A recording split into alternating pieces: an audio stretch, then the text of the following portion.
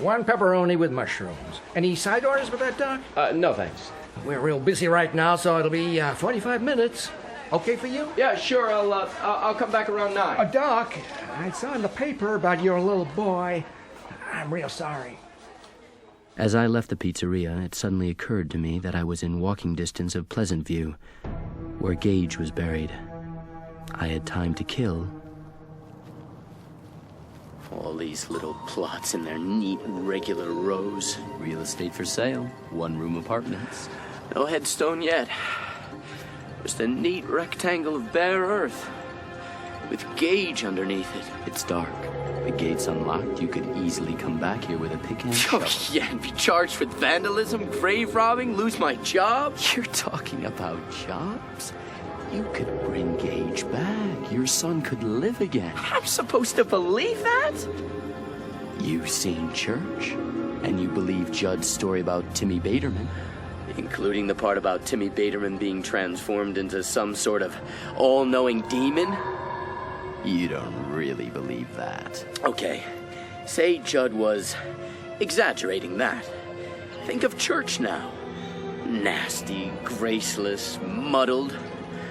That day with the kite. Remember how vibrant and alive Gage was? Oh, Daddy! Hey, how about that? Kite higher! Yeah! Kite higher! Yeah! Woo! Isn't it best to remember Gage like that? Or do you want my son to be a zombie from a grade B horror picture? So what if Gage is diminished? You'll still love him? So would Rachel and Ellie? And as for everyone else, well, they can just go to hell. They can all go to hell. Hey, you, what you doing there? Who are you? I'm caretaker of this boneyard. More to the point, bud, who are you? And what are you up to? This place is off limits after dark, don't you know that? I'm sorry, no, I didn't. Could you shine your flashlight down, please? I Get can't up, see. mister. Let's take a look at you. You by yourself? Yes, What you been doing with that grave? That's a little boy's grave. I know. The little boy was my son.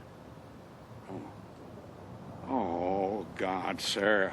I should have realized. I'm so sorry. No, it's fine. I didn't mean what I said, you know. We got winos breaking in here. And He thought I was one. Yeah, I can see how you might. I got a little grandson myself, 3 years old. Oh, must be like a goddamn nightmare. That just about says it. Come along, sir. I'll walk you to the gate.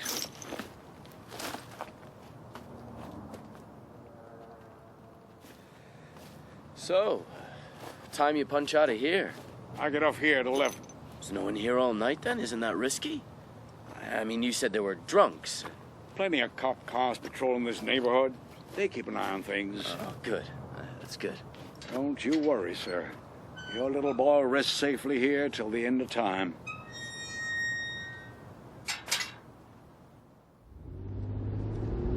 Time. That could be the key. Timmy Baderman had been dead for 10, 12 days before his father could get him up to the burial ground. Maybe that's why it all went wrong. Gage has been dead for 4 already, but I could cut the time in half if only the circumstances were right. It was easy with church because the family were away. Because the family were away in Chicago.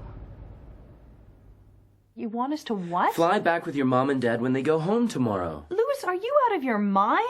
After the fight you had with my father? That's one reason I want you to go. It's time we healed that wound. But, Louis, Chicago. I don't think it's a good idea. Ellie and I need you now. I hope you need us. I do. Both of you very much. So let's stay here. We'll face this together. Of course, we've got to do that. Well, then why? First, we need time to recover. Honey, right now this house is the most painful place in the world for you. Gage is everywhere. You're right. It hits me all the time. I moved the couch while you were out. I thought cleaning would take my mind off things. There were 4 of Gage's little matchbox cars under there. They were waiting for him to come back and play with them. Oh, Louis. Please. That's what I mean. That's exactly what I mean.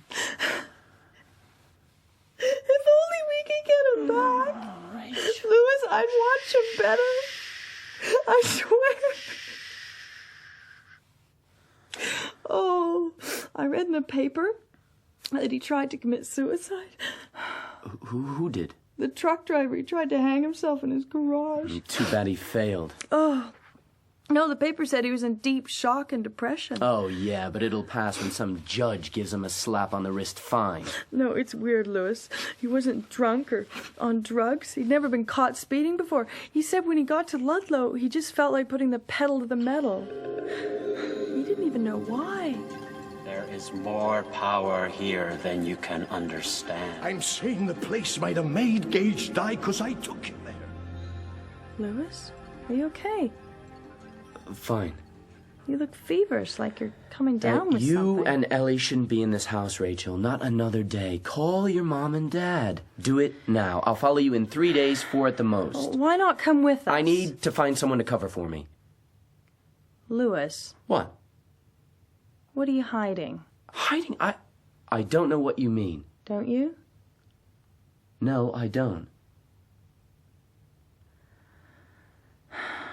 Never mind. I'll call my parents, Louis, if that's what you really want. Yes, it is. The Goldmans were overjoyed at my suggestion, and Rachel managed to get 2 cancellations on a flight that got to Chicago just a couple of hours after her parents. She went upstairs to pack. I'll get it.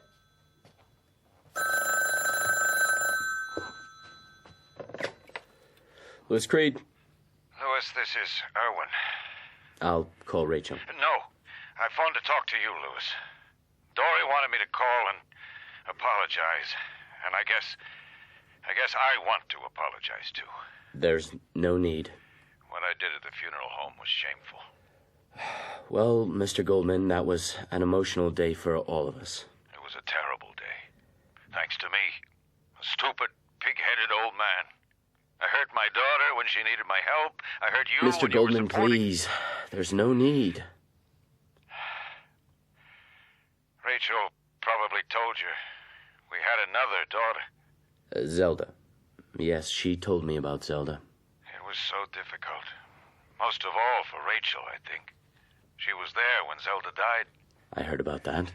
But it was hard for Dory and me, too. Dory almost had a breakdown. Did she? And ever since, we've clung to Rachel. Tried to protect her. To make up for not being there. Please, Mr. Goldman. Irwin. No more. Please, I can't take any more. Let me apologize, Louis, please. That's what I called to do. Suddenly I had this great idea. I'd let Gage lie in his Pleasant View grave. Instead of opening a door that had closed, I'd lock it and throw away the key. I'd do exactly what I told Rachel I was going to do. Tidy up here, then fly to Chicago. Spend summer there with Rachel and Ellie. In mid-August, we'd come home and start afresh. Begin weaving our lives again from new thread. Would you help me shut the lid? Let's hope it doesn't spring open in the baggage hold. I'll take it downstairs. Louis. What? Are you sure there's nothing you want to tell me? God's sake, hon.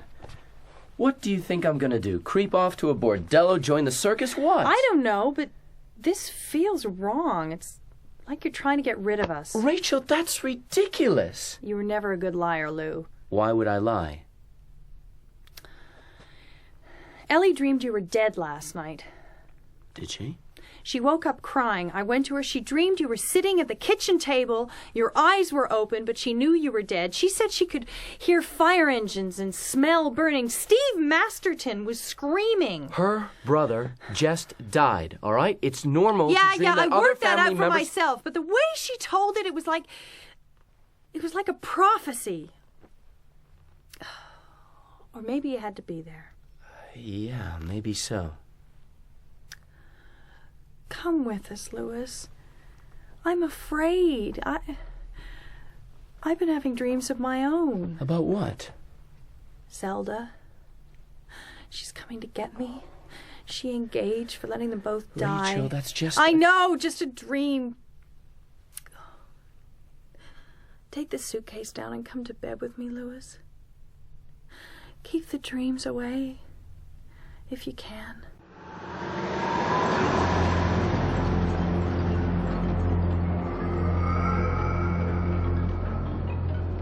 Rachel, you awake? Yeah. Remember that scare we had with Gage when he was 9 months old? Oh, God, yeah. The CAT scan. And that terrible wait in the hospital. I remember the whole thing like it was yesterday. Why? Well, if things had turned out differently, if it hadn't been a false alarm, could you still have loved him? What a weird question, Louis. No, could you? Yes, of course. I'd have loved Gage no matter what. Even if he was retarded? Damaged? Yeah. Louis, why are you asking me this now? I guess I was just thinking about Zelda. Let's go to sleep. You gotta be up early to catch that plane. I'll check the bags. Okay, hon. So, Ellie, you think you're gonna have a good time in Chicago? No. No, why not? Well, last night I dreamed we were at Gage's funeral, and the funeral man opened his coffin and it was empty. Then I was at home and I looked in Gage's bed, and that was empty too. But there was dirt in it. Well, they're just dreams, Ellie. Just dreams. I wish you were coming with us, or that we were staying here. Can we stay, Daddy, please? I don't want to go to Grandma and Granddad's.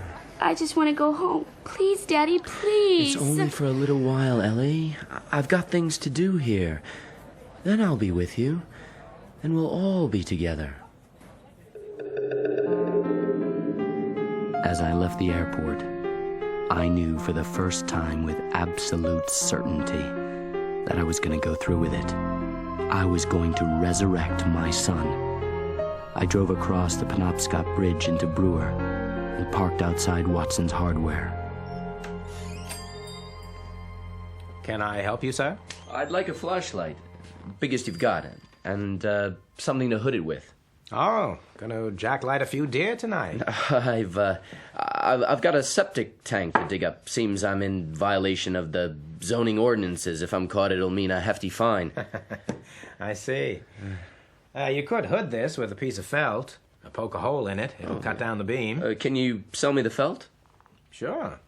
I also need a pick and a shovel, 4 yards of rope, and a canvas tarpaulin, say 8 by 8.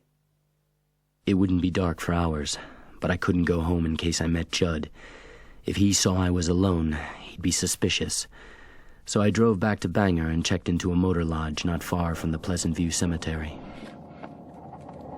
No luggage, Mr. Cobain? Oh, I've got luggage. Right now it's on the plane to New York. Damn baggage handlers. Oh, no. As I lay back on the bed in that anonymous motel room, I felt unplugged from everyone and everything that was dear and familiar to me. Family, friends, work. I closed my eyes, and the faces loomed. Rachel, Judd, Ellie, Steve. And suddenly a bizarre thought struck me. Before I saw any of those faces again, I would see the face of my son. Help me. It's Gage. Ellie, wake up. Come on. Mommy's here. He's alive. Ellie? Got the knife from Daddy's bag. Ellie. Anything I can do, ma'am? No, I don't think so. She's just having a bad dream. Don't let him get Daddy. Hey. Don't let him get Daddy. Ellie, it's okay. You're with me. Come on, you're on the plane.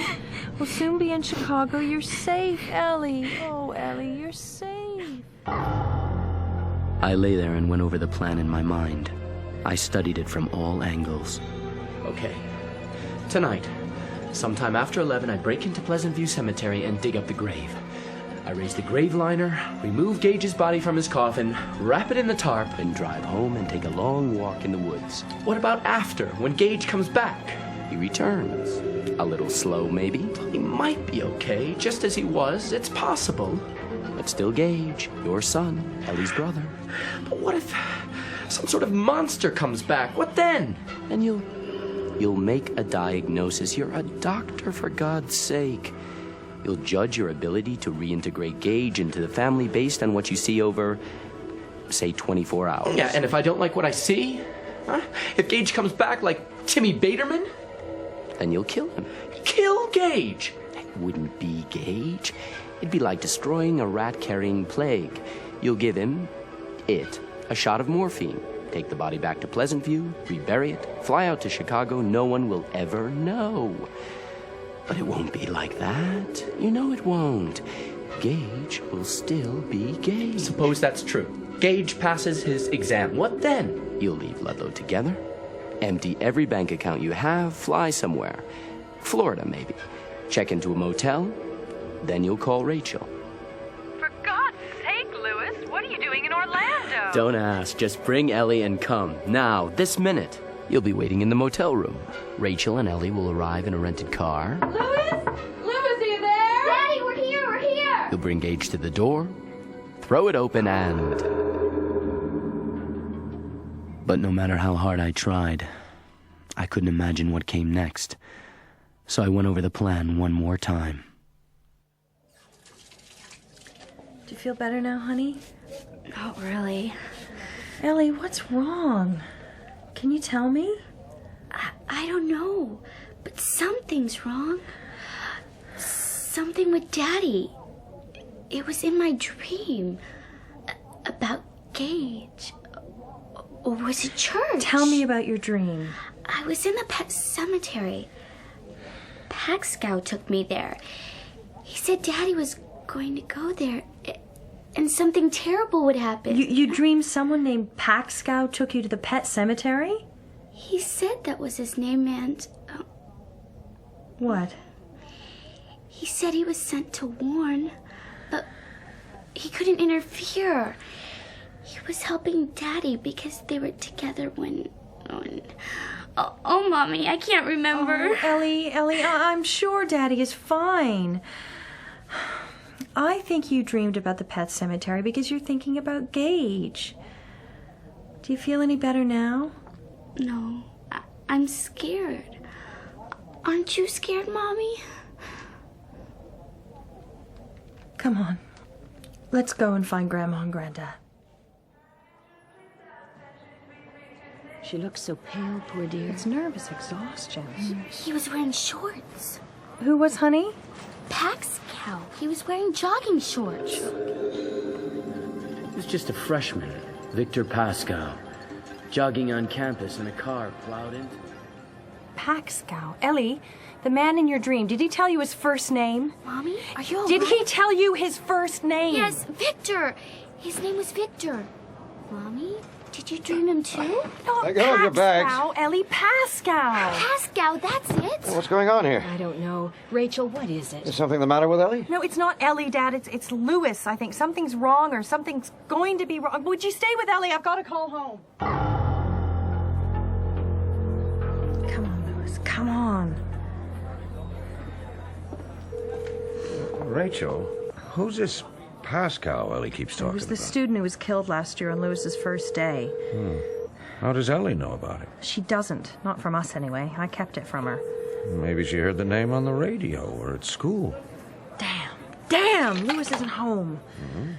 Would you go back to Mum and Ellie, Dad, please?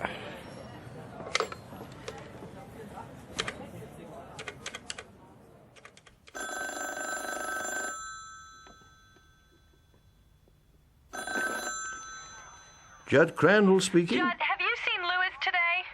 Can't say I have, Rachel. Why do you No, ask? it may be nothing, but Ellie had a dream on the plane. Plane? Rachel, where are you? Chicago. Ellie and I came back with my parents. Louis didn't go with you? He's going to join us later. Was it his idea that you should leave? Yes. Oh. Yes, it was, Judd. What's wrong? Something is wrong, isn't it? Judd, tell me, please. First, you tell me about your daughter's dream. When Rachel and I were done, I crossed over to Lewis's house. I could feel the Micmac burying ground calling to me. Once his voice had been dreamy and comforting. Now he was low and grim. Stay out of this, old man, or else. Lewis's Honda was gone from his garage. Without much hope, I leaned on the bell. Then went round the back.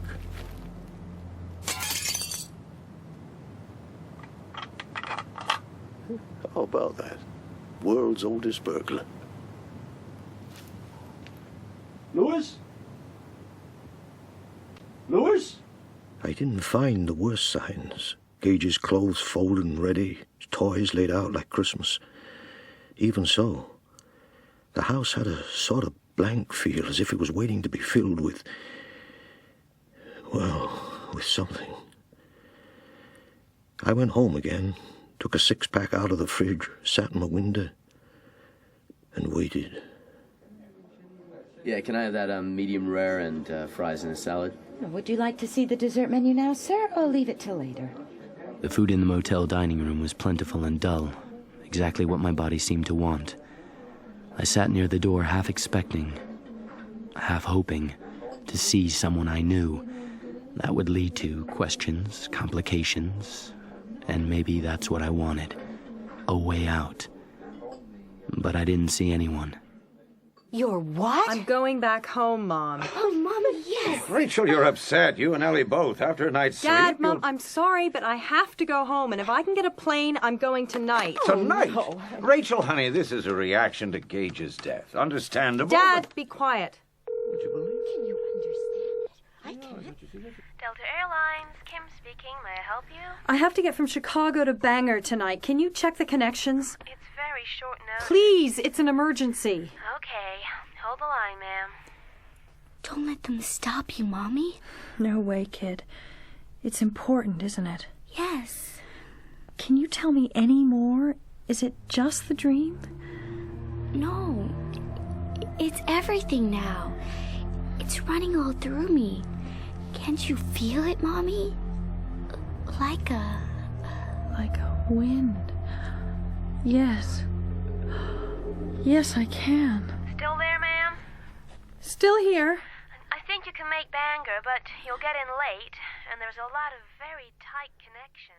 Back in my motel room, I watched 8 half-hour comedy shows back to back until 11 o'clock. And I got off the bed and went out to do... Gage!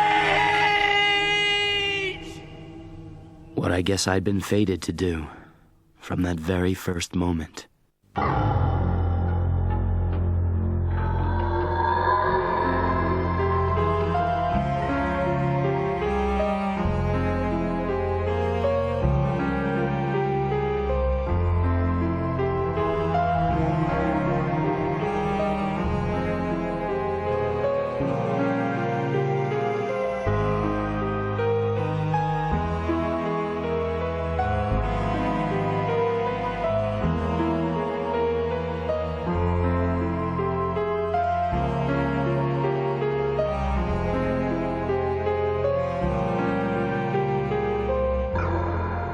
The tree-lined street that runs alongside Pleasant View Cemetery was deserted. I parked my car in a wing of darkness between 2 street lamps and got my tools out of the trunk. I looked around, then tossed the heavy canvas roll over the fence. Headlights. As the car crawled towards me, a flashlight beam stabbed out and flickered over the wrought iron fence. Cops checking the cemetery. My heart pounding, I stepped behind a tree and watched until the red taillights vanished around the corner. There was a thick branch directly above me, extending clear over the fence. I began to climb. No! Knee! My knee! God! Doesn't matter. You're in. I located my tools wrapped in the tarp. Then I walked, or rather limped, over to Gage's grave. The headstone was in place. It read simply, Gage William Creed, followed by 2 dates, not so very far apart.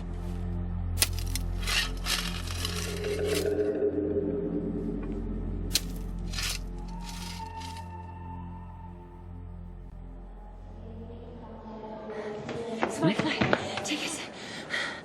Oh, I'm sorry, ma'am. Portland flight's gone. Gone. It's gone. Rolled out onto the runway 3 minutes ago. If it's any consolation, ma'am, you made a hell of a good try. God. Oh, no. Oh. Seems like you really have to be in Portland, huh? Bangor. Changing planes in Portland. Why not rent a car and drive to Bangor? You'd be there by morning. I'd recommend a hotel, but if ever I saw a lady who looked like she really had to be somewhere... I'm that lady. Thanks.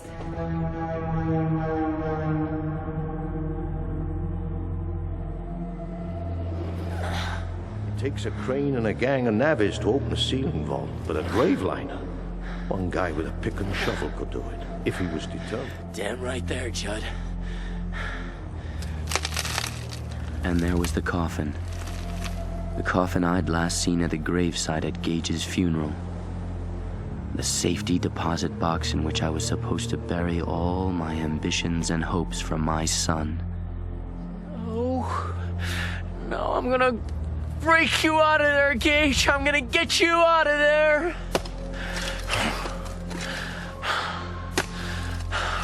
Whoa, what are you doing? Get a grip. Smash the catches with the spade. Open the lid. Gently. It's Gage in that box. Oh, my God. His head is gone. No, that's impossible. Look again. Look again. It was some kind of moss, growing on Gage's skin, so dark it looked black. Gently I used my handkerchief to wipe it off. Gage, I'm gonna take you out of there now, okay?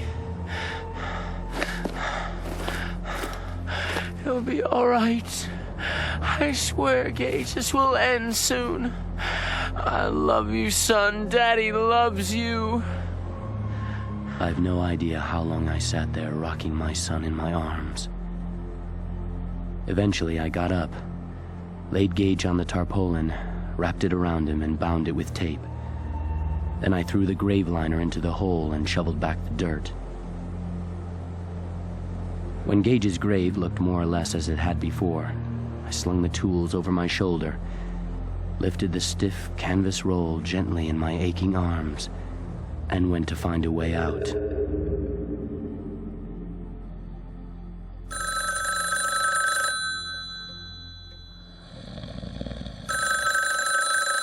Huh? What? Oh, no. Has he come home yet? No. Rachel, where are you? You sound closer. I am closer. I'm at the Biddeford rest area on the main Biddeford? turnpike. Oh, I couldn't stay in Chicago. Whatever got to Elliot, it was getting to me, too. Judd, what's going on? You must tell me. I will. The whole story, I promise. But not on the phone. Oh, please. Rachel, check into a motel. Get some rest. I can't rest. Well, when you get to Ludlow, come straight here. Don't go home first. And I'll see you tomorrow. I went into the kitchen and brewed a pot of strong coffee. Took it back to the window and sat, sipping, watching. It kept me awake for a while, but then I began to nod again.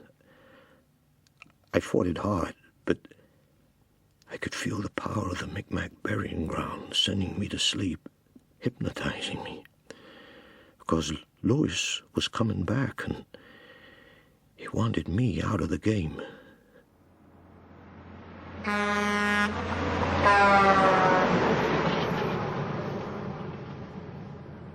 Half an hour after leaving Pleasantview, I turned off the highway and into my garage.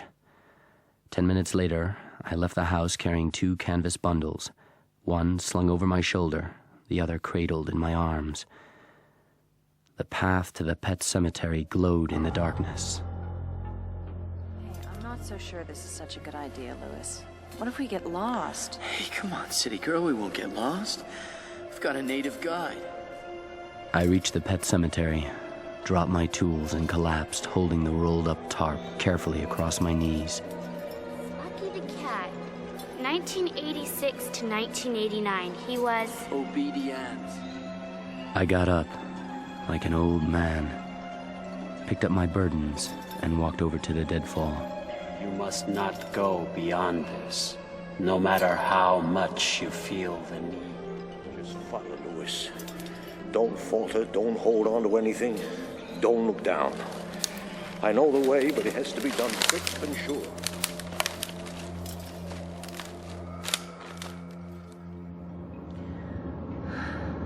Next exit, Cumberland, Falmouth, Jerusalem's locked. If living were a thing that I could buy, the rich would live and the poor would die. All my trials, Lord, it's you. Louis.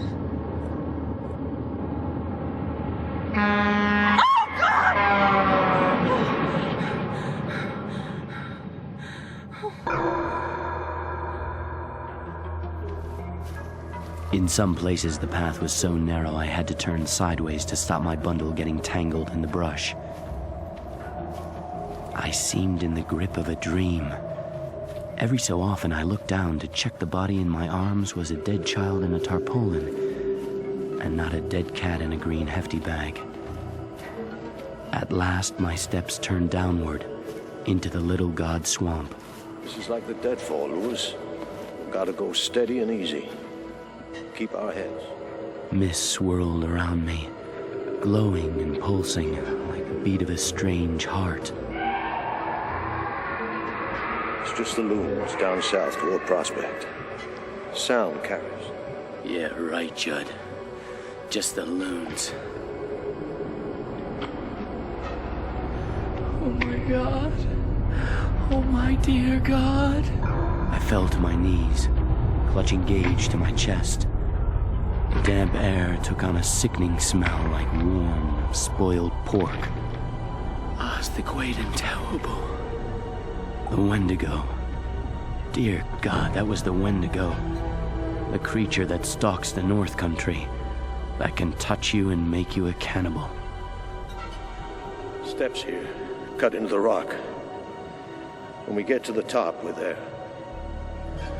A Micmac burial ground. I stood on that weird, bare, high rock swaying with exhaustion.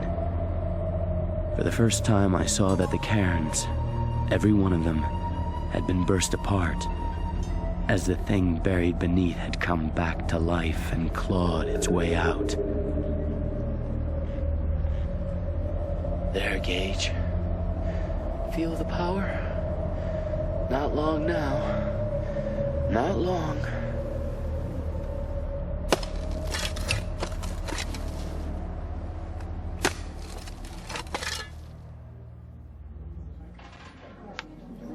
Miss, could you fill it up again, please? Never knew our coffee was addictive before. You must be onto your second gallon. Where is this? You don't know where you are? No, I've been driving most of the night. I kind of lost track. You're 2 miles out of Pittsfield. So, Bangor would be... 60 miles, straight up the road. I don't remember walking back from the burial ground any more than I did that first time with Judd. I've got a dim memory of the deadfall, and the next thing I knew, I was in my kitchen, with Church looking at me out of those dull yellow eyes. Go on, scat! Get out of here! I just wanted to fall straight into bed, fully clothed, sleep forever, and not dream. But first I opened my black bag. There were syringes and several ampules of morphine. I snapped the bag shut, put it by the bed, and slept.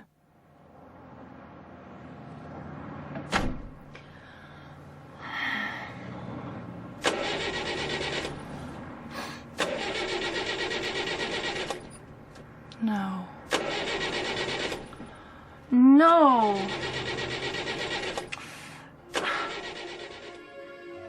Just before dawn, while I was still snoring in my chair by the window, there were footsteps outside Louis's room.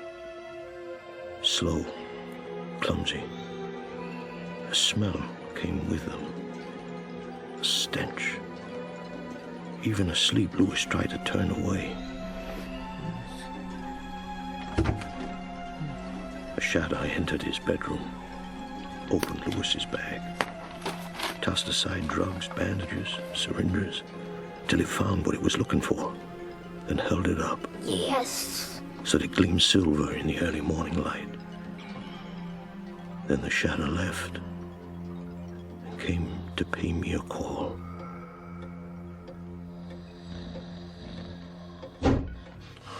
Louis?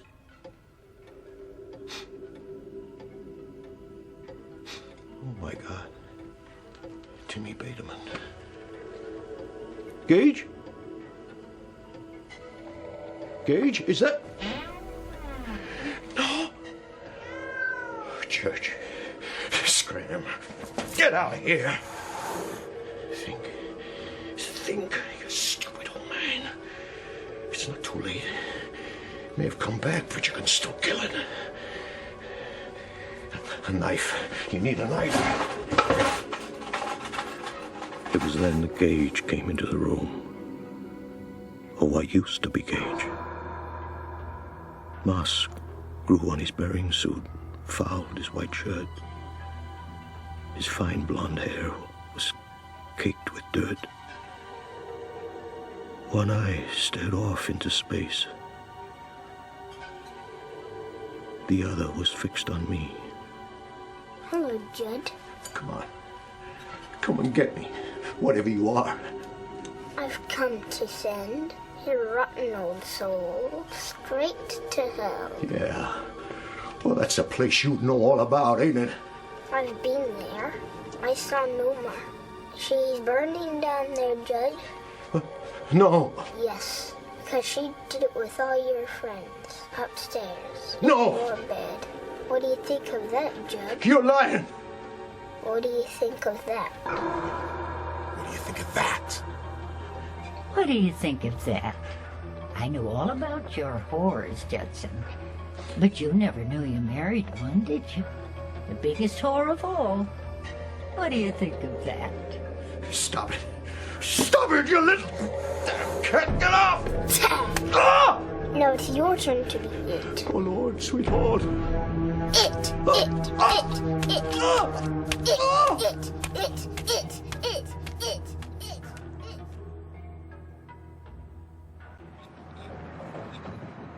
Okay, try it now, ma'am. Yep. Thank you. Thank you so much. I just didn't know what I was going to do. That's nothing. A kid could have fixed it. The distributor cable was right off, but it's queer. Looks to me like someone's been messing with it. It was 5 a.m. when I turned off the interstate onto Route 15 and headed for Ludlow. The coffee had woken me up a lot. I wasn't the slightest bit dozy, but I had that crazy feeling that I was being manipulated. The cable coming off like that, holding me up just long enough. Long enough for what?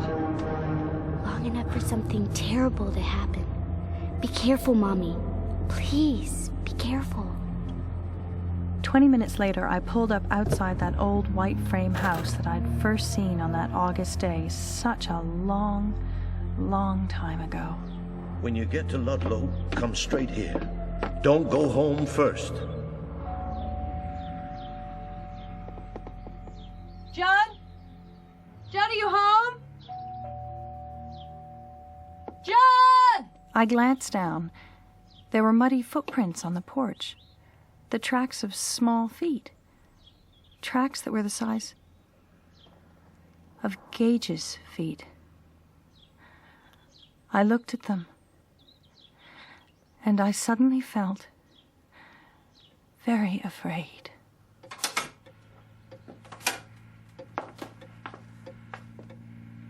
Judd?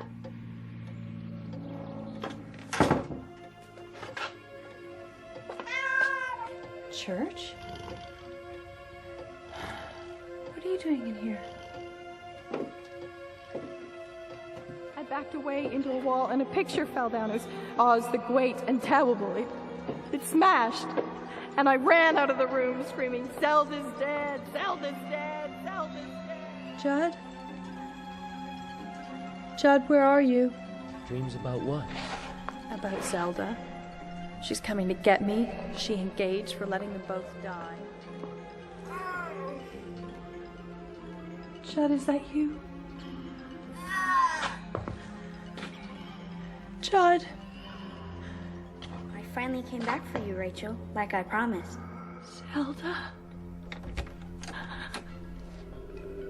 Hello, Mummy. Gage. Gage. Oh, my darling. I've got a surprise for you, Mummy. A big, shiny surprise. Which hand is it in, Money? Come on, guess which hand.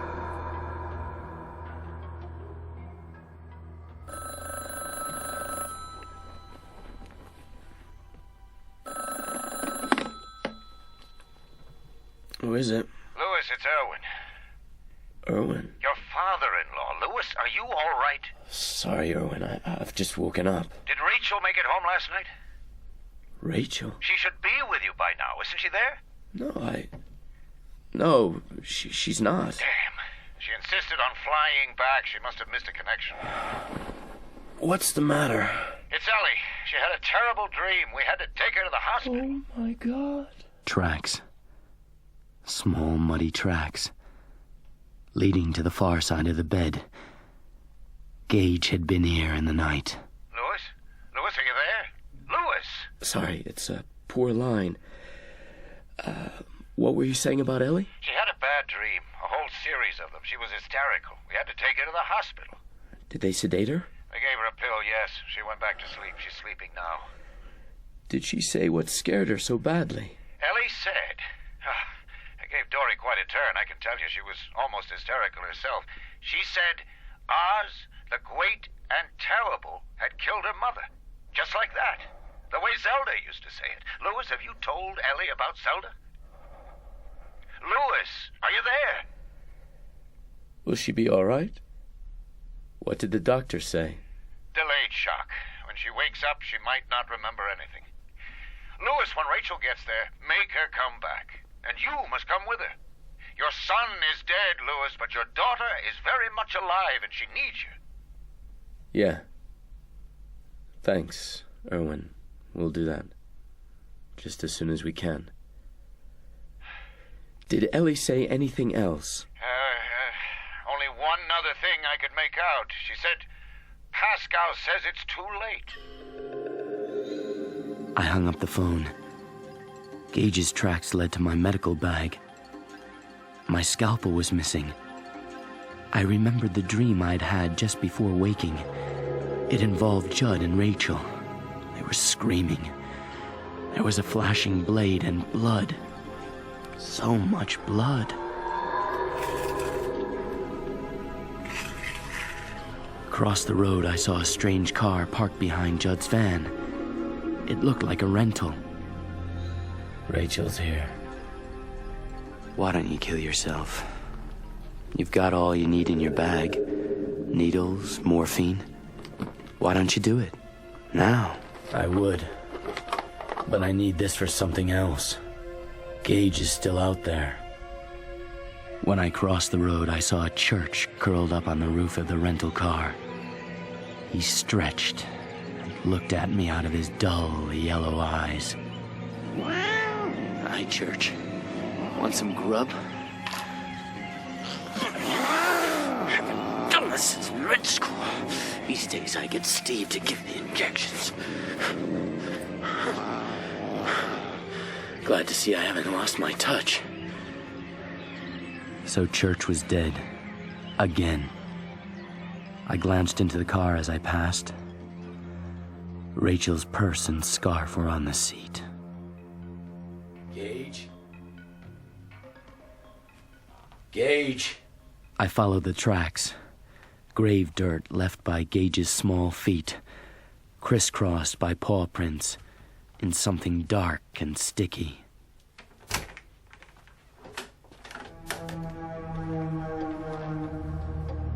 Oh my God. Oh, Judd. I'm sorry. I'm so sorry. Judd Crandall. Live across the road. You're the doc, ain't you? Yes. Lewis Creed. This is my wife, Rachel. My daughter, Ellie, and the kid with the bee sting is Gage. Well, good to know you all. I'd once seen Norma take a linen tablecloth from a drawer. I found it now and spread it over Judd's body. Tiny petals of deepest scarlet began to stain the white lawn. Gage?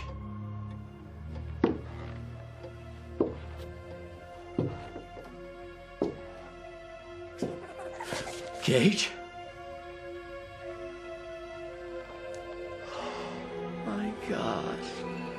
My wife was lying halfway down the landing. Dear God. The way she was propped against the wall, she might have dozed off reading in bed, except for the blood. Hello, Daddy. Come to play. No, you don't! Come to get your shirt. I was on him, straddling him, one knee pinning the hand that held the scalpel. As I clawed for the highbows, the thing underneath me bucked and strained like a greased fish. It nearly threw me off. The first needle went in, and its face changed. Into Judd's face, dead and staring. The ruined, bloody mask of Victor Pascal. Myself, pale and mad. I jabbed another syringe into Gage's arm and pushed the plunger right down. The frantic struggles grew less, stopped. And for a moment I saw the face of my son, my real son, unhappy and full of pain.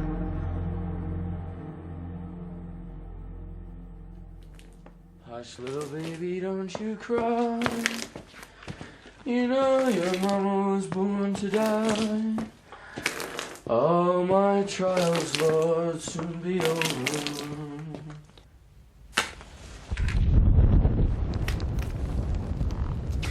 When I first saw the smoke, I thought it was Lou's place burning.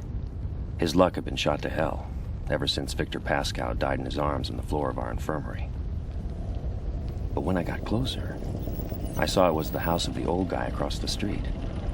I pulled in, dismounted, and put the Harley on its kickstand. How'd it happen? Dunno. Maybe Judd fell asleep with a cigarette. I crossed the road, though if Lewis was at home, surely he'd be out there with the others. Then I glimpsed something. Behind Lewis's house, a neatly mown path vanished into the woods. And there, for the briefest moment, I thought I saw a man carrying a large white bundle. Lewis? Lou! Lewis! I hardly noticed the graves, the scraps of board and slate. My eyes were fixed on the far side of the clearing, where Lewis was climbing a deadfall in outright defiance of gravity. Lou! Lou! Didn't you hear me calling? Hello, Steve. Lewis stopped. His hair was white. His face was that of an old man. Come with me, Steve. Help me carry her. What happened, Lou?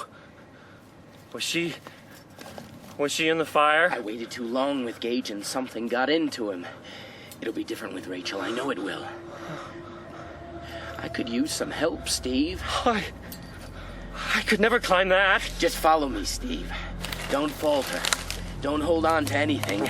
Don't look down. It has to be done quick and sure, and it has to be done today. I'm coming, Lou. I'm coming. You may hear voices. Lewis, please tell me. But it's just the loons down south towards Prospect. The sound carries. It was so close. I felt a magnet out in those woods, pulling at something in my brain, dragging me towards God knows what. Then it just stopped. Lost interest in me. I never went back to Ludlow. A few months later, I got a job in Denver, Colorado, and left Maine for good. That afternoon, the police came and asked questions. Smoke still rose from the ashes across the road. I spoke to the police outside. I wore a hat, so they didn't see my white hair. Red 7 on the black 8. Ace of clubs out. Take up the king. I kept my hands out of sight, too, because they were bloody and ruined. Black 8 on the red 9. Ace of hearts out. 2 of clubs. Black queen on the red king. Rachel. My darling.